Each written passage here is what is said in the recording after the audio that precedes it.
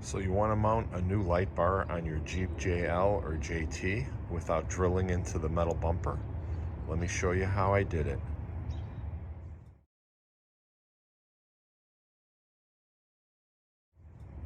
Hey everybody, welcome back to the channel. So a few months ago, we ended up picking up this 30-inch 60 LED element light bar from a Jeeps and Java get-together that we had one morning. It was a used light bar made by Weston. And I wanted to put it on the, mounted on the metal bumper without drilling any holes. So the problem I was running into is while it's a 30-inch light bar, and it's actually a little bit bigger, I thought I would end up removing the stock factory screws that are in the metal bumper, because you can take the end caps off and these all come out.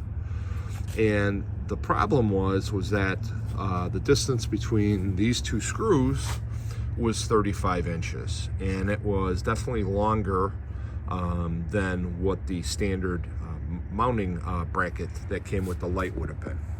So I went online, I took a look, and I thought for sure I could find another set of these brackets that perhaps had just a longer edge. Maybe it was cut open so that you could slide the bracket back and forth. And I looked online, I looked on Amazon, could not find anything. I thought, maybe if I had a 3D printer, I could have printed it, but no such luck. I don't have that.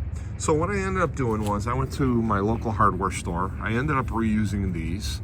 I ended up finding, so these are the bolts. These are T45. You'll have to get a T45 screw head for it because that size does not come in your little kit that comes with the Jeep. And this is the actual bolt that came out of the bumper. So I needed something, same thread of course, but longer. So I found these. I could have sworn maybe they were, I don't know if our local Ace Hardware had them. They were like M5s, I want to guess. And these are just an Allen wrench, but they had a longer thread on there because the problem was these were just too short, and going through the mounting bracket, there just wasn't enough thread to catch into the bumper. So that solved that issue. The other thing I ended up doing was just buying a box of a bunch of washers. I also bought the longer screw here, and I know they are starting to get some surface rust here, so I may end up putting a little black paint in there. But I basically bought a long enough screw or bolt here so that I could add the washers. Sorry about, it's like planes are going overhead, trains are going by. It's kind of a crazy morning. But I ended up extending it out. So it worked well. I was able to tighten it down enough where there's no play. I may end up just painting this black too, because it looks a little bit awkward right now with the silver. But it ended up working out great, and I really did not want to drill extra holes in here. As far as the wiring, we ended up getting the trailer option, the trailer kit on this Jeep when we ordered it. So we do have the 4 auxiliary switches inside.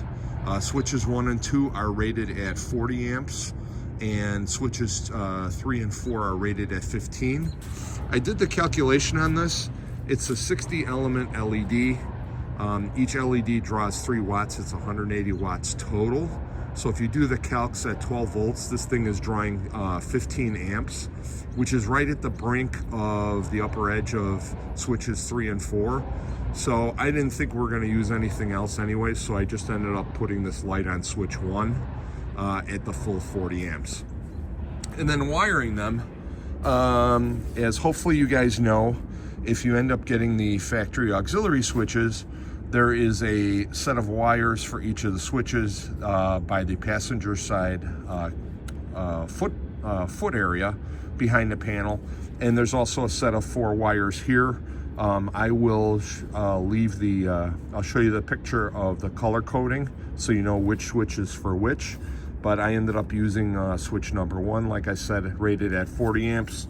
Ended up grounding it over here, and then I ended up setting the switch so that it will only turn on when I press the button inside, and then if you turn the ignition off, it'll go off and it'll stay off. So there's no way you can leave the light on by accident. But anyways, long story short, just a simple way to mount a light bar without drilling holes.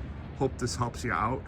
If you end up getting, a shorter light bar, you may able use, to use the other set of screws. It's just, having to do a bunch of measuring and seeing which ones work for you. So hope that helps. Thanks again for watching. We'll catch you on the next one. Bye-bye.